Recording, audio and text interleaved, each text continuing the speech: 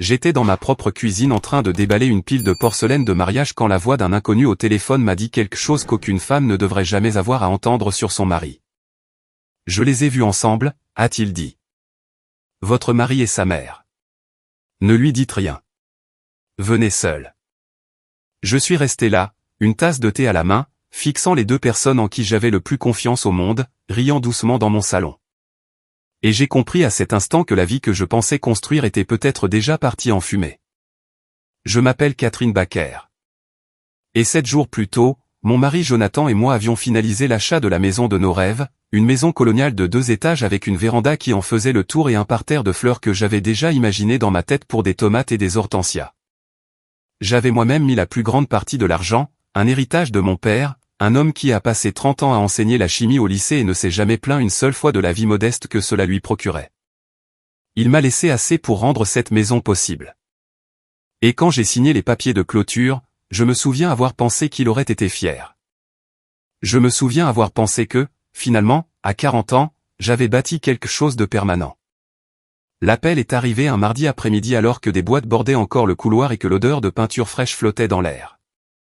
Je n'ai pas reconnu le numéro, alors j'ai failli le laisser aller sur la messagerie vocale. Quelque chose m'a poussé à répondre. « Madame Baker, ici Thomas Reed. Je vous ai vendu la maison. » Je me suis souvenu de lui instantanément. Un homme à la voix douce, la septantaine, un ingénieur électricien à la retraite avec des yeux bienveillants et un léger tremblement dans les mains quand il m'a serré la mienne à la table de clôture. Il avait vécu dans cette maison pendant 31 ans avec sa défunte femme, et quand il m'a remis les clés, il m'avait dit qu'il espérait qu'elle me traiterait aussi bien qu'elle les avait traitées. « Monsieur Reed, tout va bien ?» Il y eut une pause assez longue pour que je pense que l'appel avait été coupé.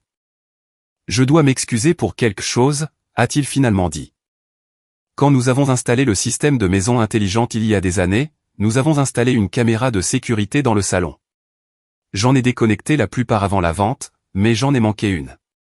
Elle est toujours liée à mon compte cloud. Je ne l'ai remarqué que parce que j'ai reçu une notification il y a quelques jours et je suis allé supprimer les images et Il s'arrêta à nouveau. « Madame Baker, je pense que vous devez voir ça vous-même. » Mon estomac se serra bien que je n'aurais pas pu vous dire pourquoi. Voir quoi? Je préférerais ne pas le dire au téléphone. J'ai tout sauvegardé sur une clé. S'il vous plaît, venez me voir seul. Ne dites rien à votre mari pour l'instant. Sa voix baissa, prudente, presque protectrice. S'il vous plaît, venez seul. Je lui ai dit que je le ferais et j'ai raccroché avant de pouvoir poser d'autres questions parce que mes mains avaient commencé à trembler et je ne voulais pas qu'il l'entende dans ma voix. J'ai posé le téléphone sur le comptoir et j'ai regardé par l'embrasure de la porte dans le salon où Jonathan se tenait sur un escabeau, accrochant une photographie encadrée du jour du mariage de ses parents. Et sa mère Diane le dirigeait avec l'autorité calme d'une femme qui n'avait jamais douté de son propre jugement. Un peu à gauche, dit-elle, et Jonathan l'ajusta sans se plaindre, comme il le faisait toujours avec elle. Il riait de quelque chose, une petite blague que je n'avais pas saisie. Et pendant un instant, je les ai juste observés, cherchant sur leur visage une fissure, un signe de ce que Thomas Reed pensait que je devais voir. Il n'y avait rien. Jonathan se tourna, croisa mon regard et me sourit. Ce même sourire facile qui m'avait fait tomber amoureuse de lui il y a 12 ans, à l'époque où je pleurais encore mon père, et il apparaissait au moment parfait avec les mots parfaits. « Ça va ?» demanda-t-il. « Tu as l'air pâle. »« Ça va ?» dis-je. « Juste fatigué. Je pense que je vais sortir un peu. J'ai oublié qu'on manquait de peinture pour la chambre d'amis. » C'était un mensonge, lisse et immédiat, et ça m'a un peu effrayé de voir avec quelle facilité il est venu. Diane me jeta un coup d'œil, ses yeux s'attardant une demi-seconde de trop, comme il le faisait parfois, comme si elle me mesurait toujours discrètement à une norme que je n'atteindrais jamais. « Prends ton temps, ma chérie, dit-elle. Nous finirons ici. » J'ai attrapé mes clés et mon sac à main, suis sorti vers la voiture, le cœur battant contre mes côtes, et je suis resté assise au volant pendant une minute entière avant de pouvoir me décider à tourner la clé. Je me suis dit que ce n'était rien, un malentendu. Peut-être que Thomas Reed avait simplement vu Jonathan et Diane déplacer des meubles ou prendre des mesures pour des rideaux ou faire l'une des 100 choses banales que les gens font quand ils s'installent dans une nouvelle maison. Je me suis dit qu'il y avait une explication raisonnable parce que c'était plus facile que l'alternative. Mais une partie de moi savait déjà. Une partie de moi le savait depuis un certain temps, de la même manière qu'on sait qu'une tempête arrive avant que le ciel ne tourne réellement. Les petites hésitations avant que Jonathan ne réponde à certaines questions, la façon dont Diane avait insisté pour être présente lors de la visite finale, la façon dont ils s'étaient tous les deux sentis un peu trop à l'aise, un peu trop vite. Dans une maison dont les fondations reposaient sur l'argent de mon père.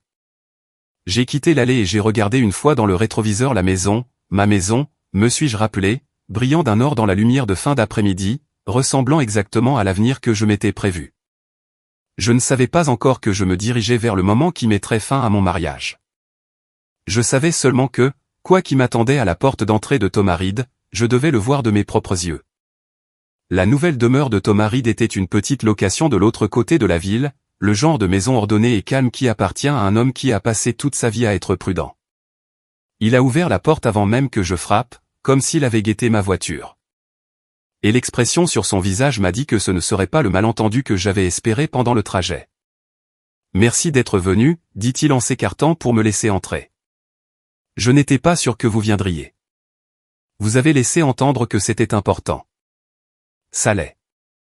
Il me conduisit à une petite table de cuisine où un ordinateur portable était déjà ouvert, l'écran noir en attente. « S'il vous plaît, asseyez-vous. » Je m'assis et je remarquai que mes mains étaient froides malgré l'après-midi chaud, et je les croisais sur mes genoux parce que je ne voulais pas qu'il les voie trembler. Thomas s'assit dans la chaise en face de moi avec les mouvements prudents d'un homme dont les genoux lui causaient des problèmes depuis des années, et il resta silencieux un moment avant de parler à nouveau. « Je veux que vous compreniez quelque chose d'abord, dit-il. Je ne suis pas un homme qui se mêle des affaires des autres.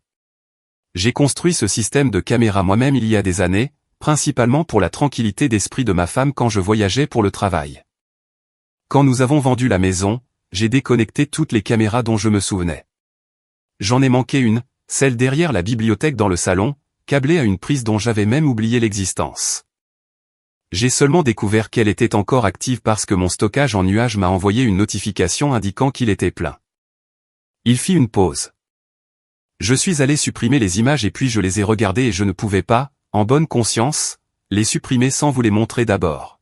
« Montrez-moi », dis-je, parce que je ne pouvais plus supporter l'attente.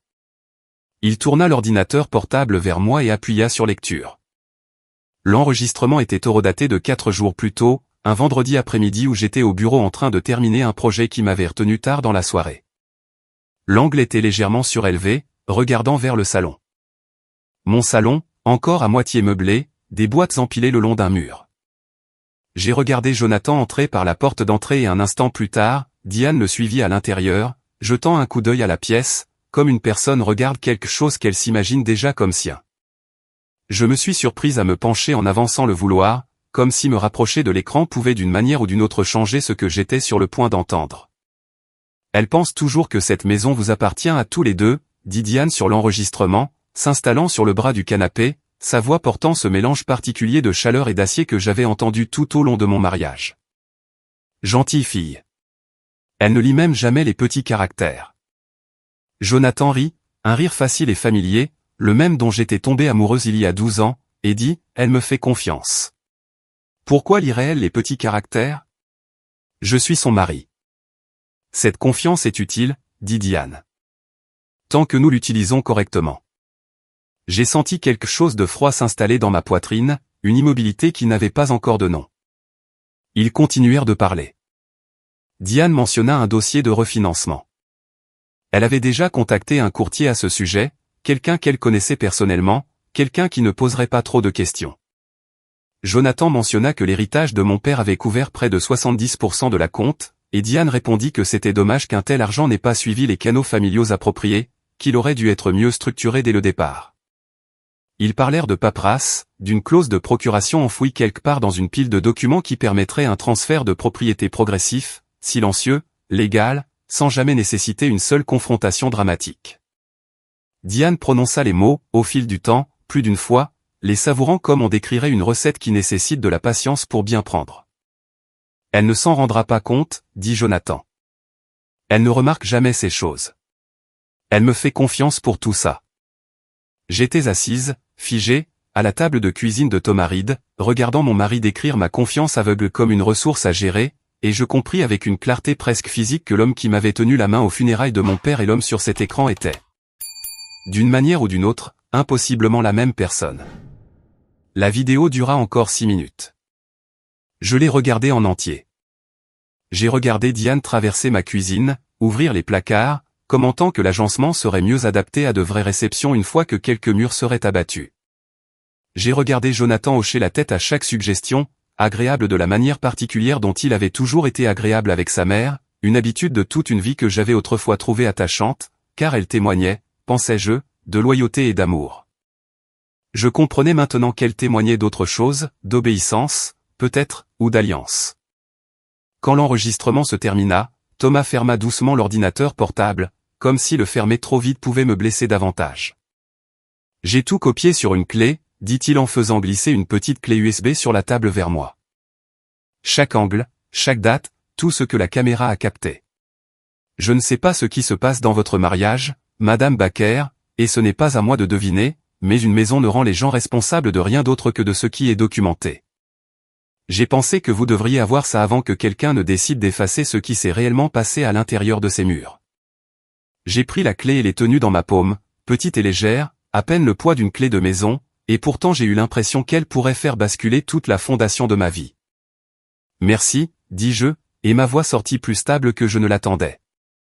Je ne sais pas comment vous remercier. Vous ne me devez rien, dit-il. J'ai vendu cette maison parce que ma femme et moi y avons construit un foyer, et je détesterais penser que quelqu'un enlève cette même chance à une autre famille par un mensonge.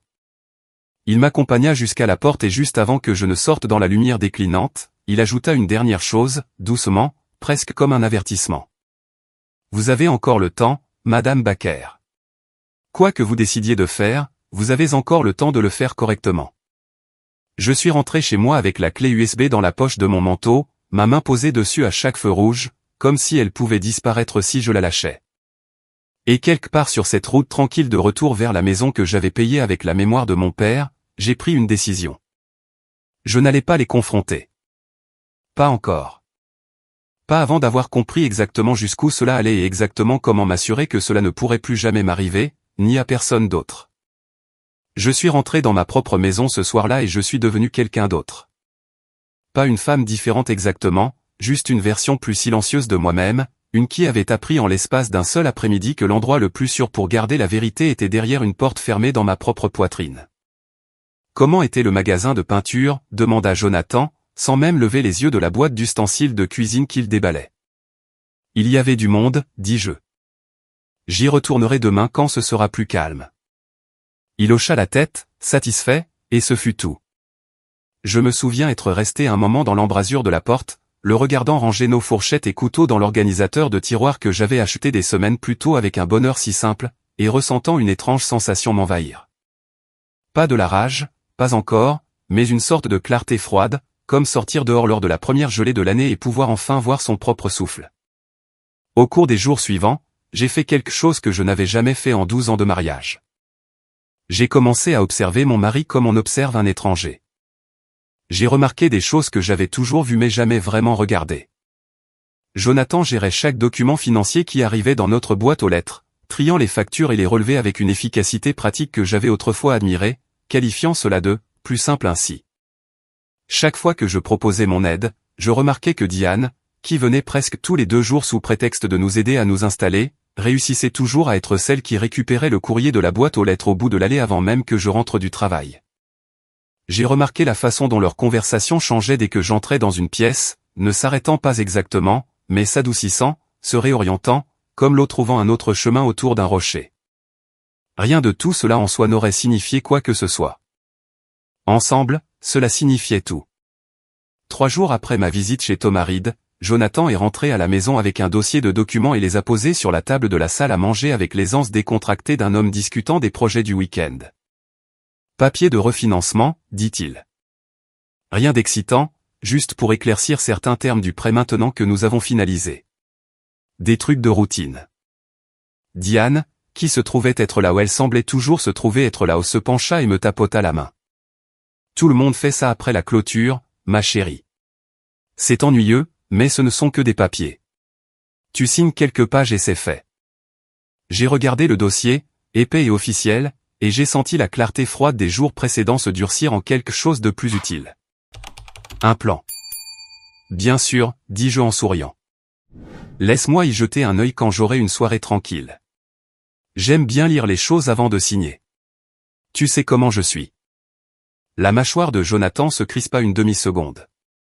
Si brièvement que j'aurais pu l'imaginer si je n'avais pas été si attentive. Bien sûr, dit-il, pas de précipitation. Mais il y avait une précipitation. Je pouvais la sentir dans l'air entre eux, dans la façon dont les yeux de Diane passaient de Jonathan à moi, dans la patience légèrement feinte de deux personnes essayant de ne pas paraître impatientes. J'ai posé des questions innocentes au cours des soirées suivantes. Que signifie cette clause? Pourquoi cette section est-elle surlignée? Est-ce le formulaire standard que la banque utilise?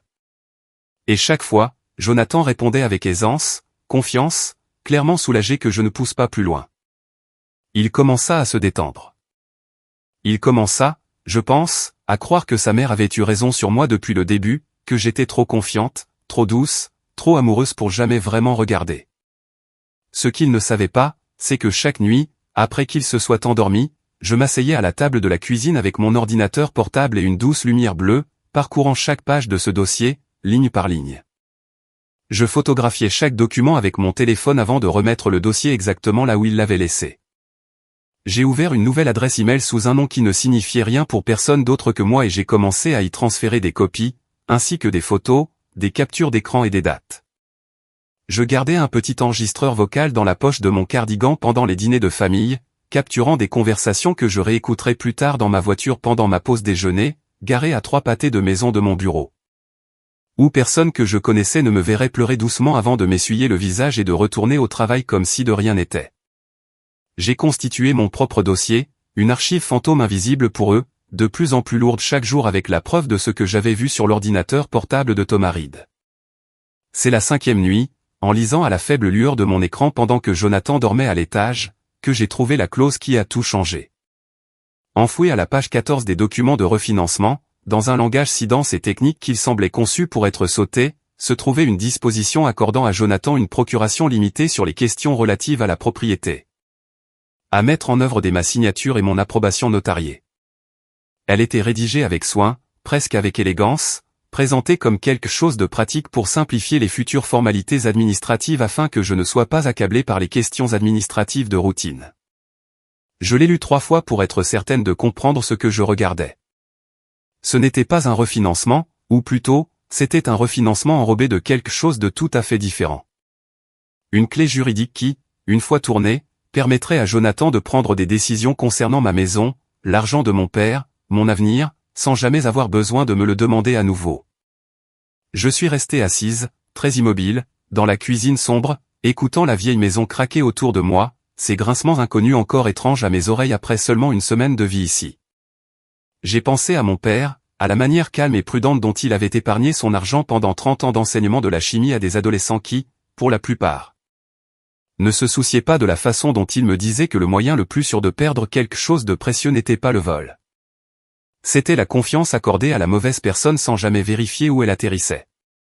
J'ai fermé l'ordinateur portable et, pour la première fois depuis cet appel téléphonique, je me suis permis un petit sourire sinistre dans l'obscurité. Il pensait que je signais mon avenir. J'étais sur le point de m'assurer de ne jamais le perdre du tout. J'ai trouvé le nom de Michael Grant de la même manière que la plupart des gens trouvent des avocats quand ils ont peur de demander à quelqu'un qu'ils connaissent. Une recherche nocturne sur mon téléphone, dans mon lit, avec la luminosité de l'écran au minimum pour que la lumière ne réveille pas Jonathan à côté de moi. Avocat en immobilier, 26 ans de pratique, des avis qui utilisaient des mots comme « discret » et « minutieux ». J'ai appelé son bureau le lendemain matin depuis le parking de l'épicerie, le cœur battant comme si je faisais quelque chose de honteux au lieu de quelque chose de nécessaire, et j'ai demandé le premier rendez-vous disponible qui ne m'obligerait pas à m'expliquer à une réceptionniste. Le bureau de Michael Grant était petit et sans faste, niché au-dessus d'un pressing dans une rue calme, et je l'ai tout de suite apprécié pour cette raison précise. Rien chez lui ne semblait intéressé à m'impressionner. Il avait peut-être 58 ans, les tempes grisonnantes, avec l'attitude posée d'un homme qui avait vu toutes les versions de l'histoire que j'allais lui raconter, et avait cessé d'être surpris par l'une d'entre elles il y a des années. J'ai tout apporté, la clé USB, mes photographies des documents, des copies de mes les enregistrements vocaux que j'avais organisés par date sur mon téléphone. J'ai tout posé sur son bureau comme des preuves dans un procès, car, d'une certaine manière, je suppose que c'est exactement ce que c'était. Il a d'abord regardé les images en silence, son expression indéchiffrable, s'arrêtant parfois pour écrire quelque chose sur un bloc-notes juridique d'une écriture trop petite pour que je puisse la lire à l'envers. Quand ce fut terminé, il s'adossa à son fauteuil et me regarda un long moment avant de parler. « Madame Baker, je veux être direct avec vous car je pense que vous préférez cela à de la douceur en ce moment. »« S'il vous plaît, dis-je. Ce n'est pas un refinancement de routine. La clause de procuration à la page 14, si elle est signée et notariée, donnerait à votre mari une large autorité sur les décisions relatives à la propriété. Pas un contrôle total immédiat, mais un échafaudage suffisant pour qu'avec le temps, avec quelques documents supplémentaires soigneusement rédigés, il puisse transférer la propriété, contracter des prêts contre la valeur nette, ou vendre la propriété. Le tout sans nécessiter votre participation active à chaque étape. C'est conçu pour paraître inoffensif. C'est conçu pour être signé par quelqu'un qui fait confiance à la personne qui le lui tend et ne lit pas au-delà du premier paragraphe. J'ai senti mes mains se crisper sur mes genoux. Donc, c'est légal en apparence. Oui, c'est ce qui le rend dangereux. Il n'y a rien d'illégal à ce qu'un conjoint demande à un autre de signer des documents. La loi suppose généralement que si vous avez signé quelque chose, vous l'avez compris, ce qui signifie que la seule véritable protection que vous avez est de ne pas le signer et de vous assurer qu'ils ne peuvent pas discrètement forcer la chose d'une autre manière. Le peuvent-ils? Pas si nous agissons rapidement. Il tapota son stylo contre le bloc-notes. Je peux déposer des mesures de protection dès aujourd'hui, un avis d'intérêt, une mise à jour de la langue de l'acte de propriété, et un dossier formel vous établissant comme la seule partie ayant l'autorité d'approuver tout transfert ou charge sur la propriété. Cela ne les empêchera pas de vous demander de signer quoi que ce soit. Mais cela signifiera que même si vous signez sous pression ou sans bien comprendre, tout transfert nécessiterait votre comparution personnelle vérifiée et l'examen d'un conseil juridique distinct avant de pouvoir être finalisé. En termes simples, je construis un mur autour de la maison que vous seul pouvez ouvrir. Un soulagement si soudain me traversa qu'il en était presque étourdissant. Mais en dessous se trouvait quelque chose de plus dur, quelque chose qui avait grandi depuis la nuit où j'avais lu cette clause à la lueur de mon ordinateur portable pour la première fois. Je veux plus qu'un mur, Monsieur Grant. Je veux qu'ils comprennent exactement ce qu'ils ont essayé de faire. Je veux que ce soit documenté. Je veux que ce soit indéniable. Il m'étudia un moment, et quelque chose changea dans son expression. Pas de la surprise exactement, mais une sorte de respect tranquille. Alors nous faisons cela avec prudence. Vous continuez exactement comme vous l'avez fait. Ne refusez pas de signer. Ne les confrontez pas, laissez-les croire qu'ils sont sur le point de terminer ce qu'ils ont commencé. Plus ils deviendront à l'aise, plus ils en diront, et plus ils en diront, plus votre position deviendra forte. En attendant, je dépose tout le nécessaire pour m'assurer que, quoi qu'il arrive à cette table, rien ne soit réellement transféré sans passer par moi d'abord. J'ai quitté son bureau cet après-midi-là avec mon propre dossier, maintenant des copies carbone de chaque dépôt qu'il avait promis de soumettre cette semaine. Et je suis rentré chez moi, répétant tranquillement la version de moi-même que je devais continuer à jouer. Épouse reconnaissante, épouse confiante. Une femme qui, lentement, doucement, se décidait à signer pour une vie qu'elle ne savait pas encore être déjà légalement blindée contre eux. Cela a mieux fonctionné que je ne l'espérais. En 2 jours, le comportement de Jonathan était passé de prudent à confortable. La tension que j'avais remarquée autour de sa mâchoire lors de notre première conversation sur les documents avait maintenant complètement disparu. Il a commencé à parler plus ouvertement au dîner, mentionnant au passage que peut-être, une fois les choses réglées, il obtiendrait enfin des devis pour ce bureau à domicile qu'il avait toujours voulu au sous-sol. Diane, sentant la victoire comme elle semblait tout sentir, a commencé à arriver avec des échantillons de peinture et des catalogues de meubles, les tenant contre mes murs, avec la confiance propriétaire d'une femme décorant une maison qu'elle considérait déjà comme la sienne. Je les ai regardés construire leur confort comme un château de cartes, une conversation détendue à la fois, et je n'ai rien dit pour le perturber. Un jeudi soir, Diane a mentionné presque nonchalamment qu'elle connaissait un notaire qui pourrait passer directement à la maison. Tellement plus facile que de conduire quelque part, ma chérie, surtout avec ton emploi du temps chargé. J'ai laissé passer un temps d'hésitation, le genre qu'une femme pourrait montrer en lâchant enfin quelque chose qu'elle avait tenu trop fermement. Et puis j'ai souri. Lundi, ai-je dit. Faisons ça lundi. J'aurai tout le week-end pour me sentir à l'aise avec ça. Le visage de Diane s'est illuminé d'un air proche du triomphe. Jonathan s'est penché et m'a serré la main. Et je l'ai laissé faire, et je lui ai souri en retour avec une aisance qui m'aurait terrifié une semaine plus tôt, parce que je comprenais maintenant, en regardant son visage soulagé et satisfait, que je n'étais plus la femme qui faisait obstacle à son plan. J'étais la femme qui refermait le piège autour de lui. Les jours entre jeudi et lundi passèrent étrangement, étirés par une tension que seul je semblais ressentir. Dans la maison, tout ressemblait au bonheur. Jonathan fredonnait en préparant le café le matin. Diane arrivait presque tous les après-midi maintenant, un mètre ruban à la main, murmurant où un canapé d'angle pourrait aller, une fois qu'on aura un peu ouvert cet espace, comme si les murs eux-mêmes appartenaient déjà à un avenir qu'elle avait déjà décidé. Je l'ai laissé parler. Je l'ai laissé planifier. Je versais du café, hochais la tête devant des échantillons de tissu et posais des questions polies sur la superficie. Et en dessous de tout ça, je gardais mon téléphone en train d'enregistrer dans la poche de mon cardigan, gardais les yeux ouverts, continuais à construire le dossier que Michael Grant qualifierait plus tard, avec une discrétion professionnelle et posée. 2. L'un des dossiers de preuves les plus complets que j'ai vu de la part d'un client qui n'était pas lui-même avocat. Le vendredi soir, Jonathan a commencé à parler de rénovation avec une ouverture qu'il n'avait jamais montrée avant notre mariage. Il voulait abattre le mur entre la cuisine et la salle à manger. Il voulait un bureau à domicile au sous-sol, peut-être un bar avec évier pour recevoir ses amis d'université, ceux qu'il appelait encore par le surnom qu'il avait à 22 ans.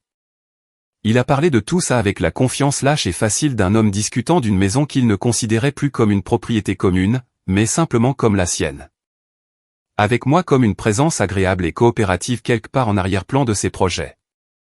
On pourrait même envisager d'acheter une maison à la campagne éventuellement, dit-il en se resservant un verre de vin, une fois que les choses seront plus flexibles financièrement. Flexible comment, ai-je demandé, gardant ma voix légère, curieuse. La voix d'une femme qui croyait encore être simplement là pour le voyage.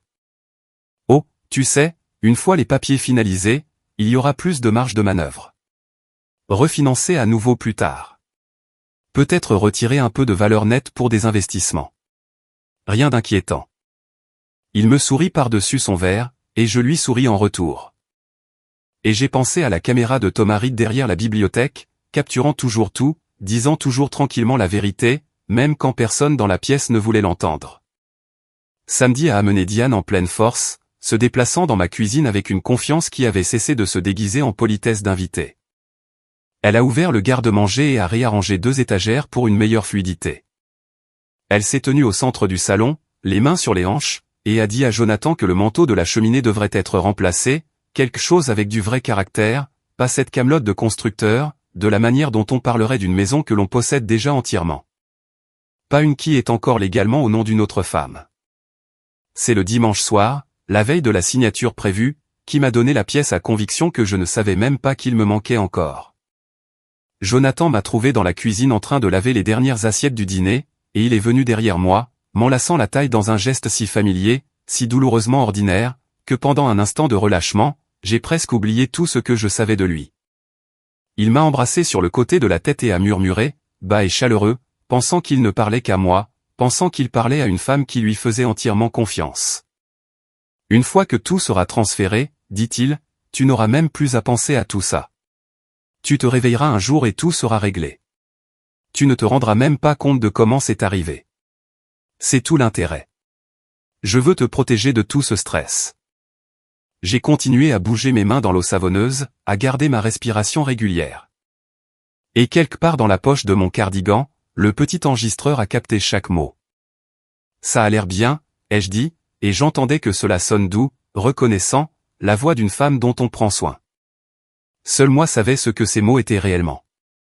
Une confession complète et sans retenue, prononcée par un homme si certain de sa victoire qu'il ne ressentait plus le besoin de faire preuve de prudence. Le lundi matin, j'ai rencontré Michael Grant une dernière fois avant le travail, sur le parking d'un café, à 3 villes de tout endroit où l'un de nous était connu. Il a confirmé que tous les dépôts étaient complets. L'avis d'intérêt enregistré, les protections de l'acte de propriété en place, le dossier de documentation assemblé est prêt à être présenté dès que nécessaire. Il m'a regardé avec le même respect tranquille qu'il avait montré depuis notre première rencontre. Êtes-vous prête pour ce soir, a-t-il demandé. Je suis prête, ai-je dit, depuis le jour où j'ai vu cette vidéo. Ce soir-là, je suis rentré à la maison et j'ai trouvé Jonathan en train de mettre la table de la salle à manger avec un soin inhabituel, les belles assiettes, les bougies que nous avions reçues en cadeau de mariage et jamais utilisées. Une bouteille de vin qu'il avait clairement choisie pour l'occasion. Diane est arrivée peu après, habillée comme pour une petite célébration, son sourire large et satisfait. Un petit dîner avant la signature, dit Jonathan en tirant ma chaise pour moi. Nous pensions que tu méritais quelque chose de bien, étant donné tout ce dont tu as fait preuve de compréhension. Je me suis assise à la table que l'argent de mon père avait aidé à construire, en face des 2 personnes qui avaient passé des semaines à planifier discrètement de me le prendre. Et j'ai souri, et j'ai levé mon verre quand Jonathan a levé le sien pour un toast. À de nouveaux départs, dit-il, les yeux chaleureux, la voix pleine d'un bonheur que j'aurais autrefois tout donné pour mériter. À de nouveaux départs, ai-je répété, et j'y mettais un sens entièrement différent du sien. Diane nous a souri à tous les deux, radieuse, décorant déjà une maison qui ne serait jamais vraiment la sienne. Et aucun d'eux n'a remarqué la façon dont je jetais des regards vers la porte d'entrée, attendant, comptant les minutes, sachant que quelque part sur la route menant à notre maison, une voiture était déjà en chemin. Transportant un homme qui arriverait avant la fin du dîner et changerait tout ce qu'il pensait avoir déjà gagné. Le dîner se déroula exactement comme Jonathan l'avait prévu.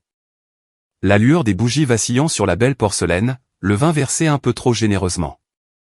Diane racontant une longue histoire sur l'enfance de Jonathan, destinée, je pense, à me rappeler à quel point il appartenait profondément à cette famille, à quel point je devrais naturellement vouloir y appartenir aussi. J'ai ri au bon moment. J'ai posé les bonnes questions. J'ai très peu mangé car mon estomac était noué d'anticipation depuis le matin, mais personne n'a semblé le remarquer, trop absorbés par leur propre célébration silencieuse pour me regarder de près. Quand les assiettes furent débarrassées, Jonathan plongea la main dans le tiroir du buffet et sortit le dossier, le posant sur la table entre nous, avec une douceur qui ressemblait presque à de la vénération. Il l'ouvrit à la dernière page, l'aplatissant avec sa paume, et fit glisser un stylo sur la nappe vers moi. Pas de précipitation, dit-il, bien que ses yeux disent le contraire. Quand tu seras prête. Diane se pencha légèrement en avant, son verre de vin oublié dans sa main, regardant le stylo comme on regarde les dernières secondes avant qu'un feu d'artifice n'éclate. Je le pris. Je laissai mes doigts reposer dessus un instant, sentant son poids, sentant le poids de tout ce que les 2 dernières semaines m'avaient demandé, le silence que j'avais dû garder, les sourires que j'avais dû feindre. Les nuits que j'avais passées éveillé avec un enregistreur téléphonique dans ma poche et un cœur rempli de chagrin pour le mariage que je pensais avoir. J'abaissai le stylo vers la ligne de signature. La sonnette retentit.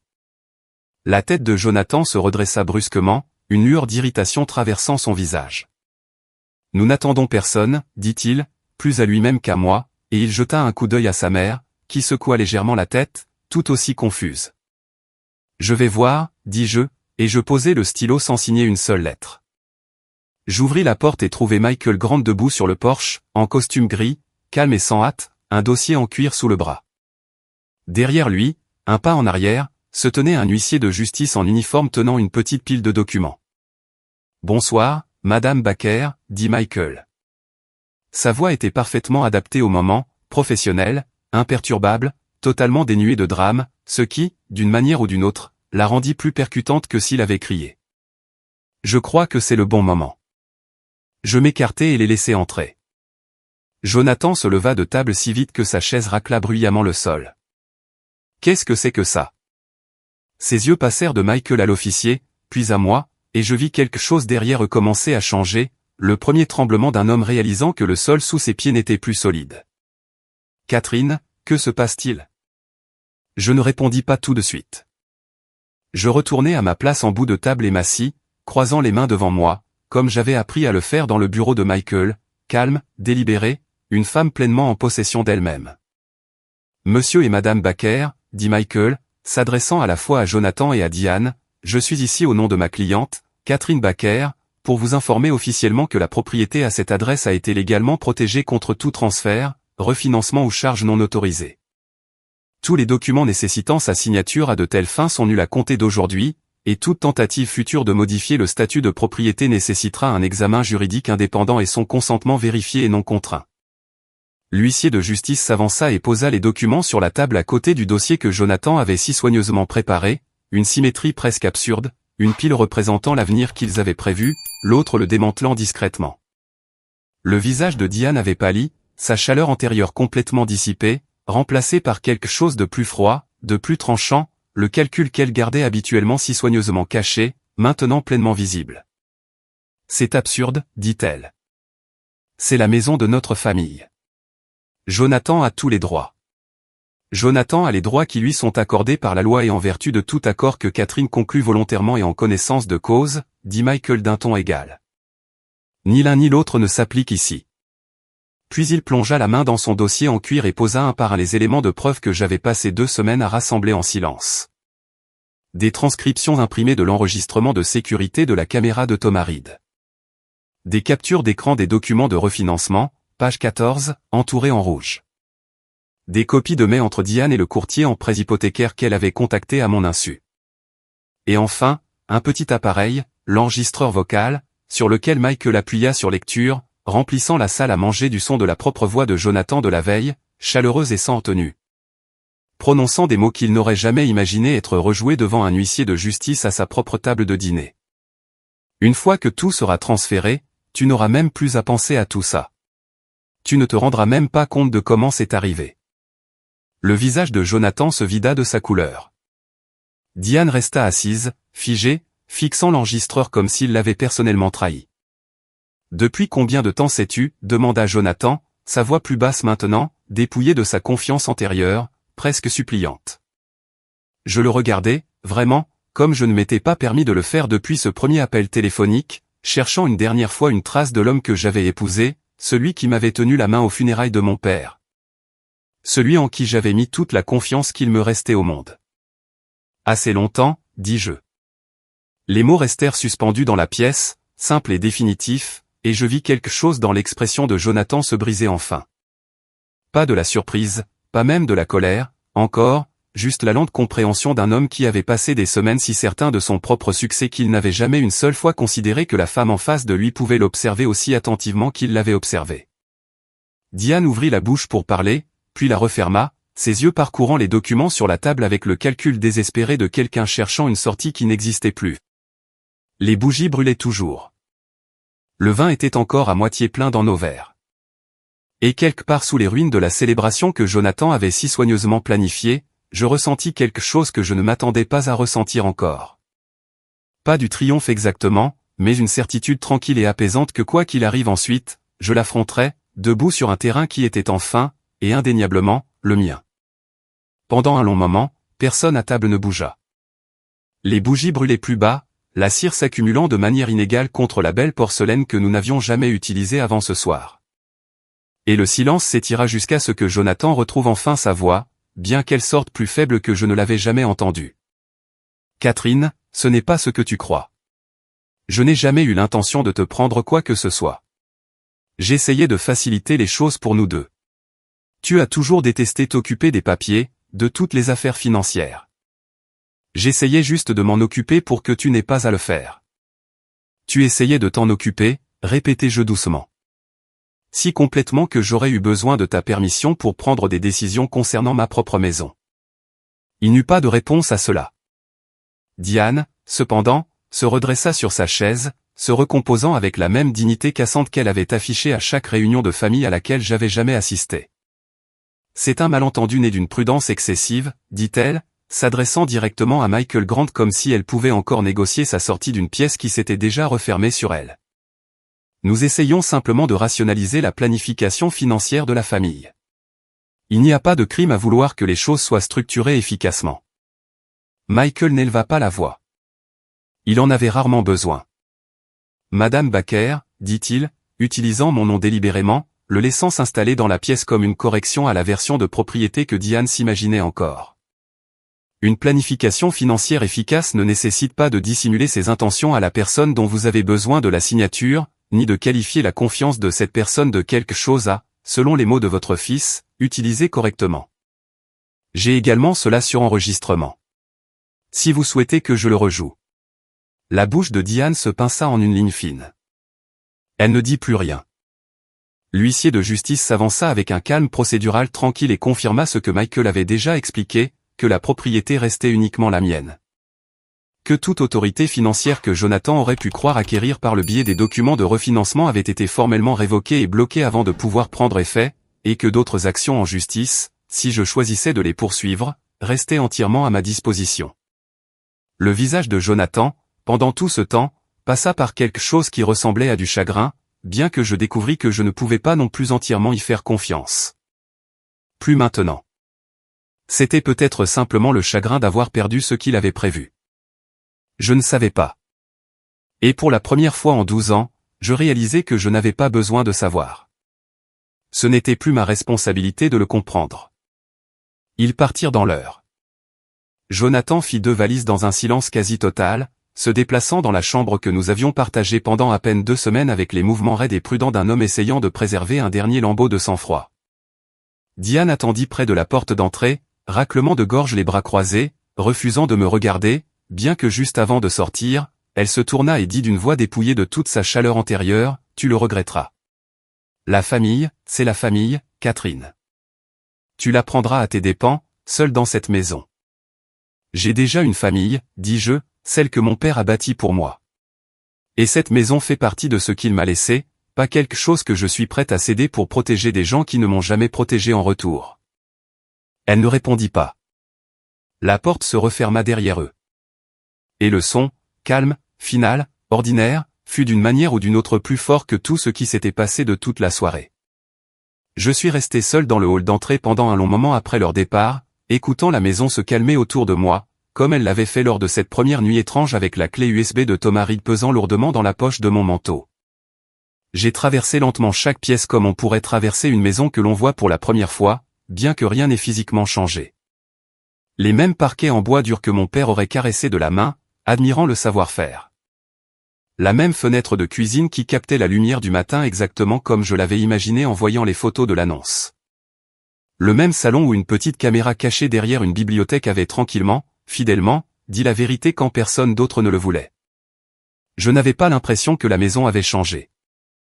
J'avais l'impression d'avoir enfin compris ce qui avait toujours été vrai à son sujet. Qu'elle était à moi, entièrement et complètement, d'une manière qu'elle ne l'avait jamais vraiment été avant cet appel téléphonique, avant cette vidéo, avant que j'apprenne exactement de quoi j'étais capable quand tout ce que j'aimais était menacé. J'ai appelé Thomas Reed le lendemain matin, principalement pour le remercier à nouveau, bien que je pense que ce que je voulais vraiment, c'était simplement entendre une voix aimable après tout. Il est resté silencieux un moment quand je lui ai raconté la fin, puis il a dit quelque chose que je garde avec moi depuis. Les maisons conservent la vérité plus longtemps que les gens, Madame Baker. Je suis juste content que celle-ci ait encore un peu de vérité à vous donner.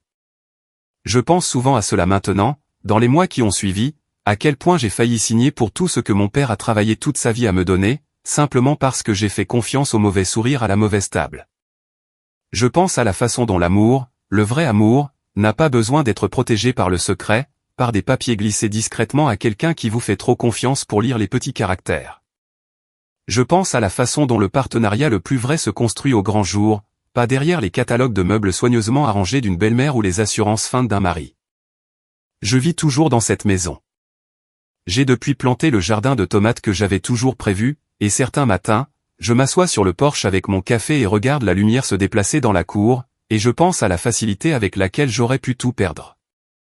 Pas seulement les murs et les fenêtres, mais la paix tranquille et durement acquise de faire enfin confiance à mes propres yeux plutôt qu'aux paroles de quiconque. Si vous étiez à ma place, je me demande ce que vous auriez fait différemment, ou de la même manière. J'aimerais beaucoup entendre vos pensées dans les commentaires ci-dessous et savoir d'où dans le monde vous regardez ce soir. Nous avons tellement d'autres histoires comme celle-ci à partager avec vous, alors s'il vous plaît, abonnez-vous pour ne jamais manquer un moment comme celui-ci. Merci d'être resté avec moi jusqu'à la toute fin. Continuons à marcher sur ce chemin.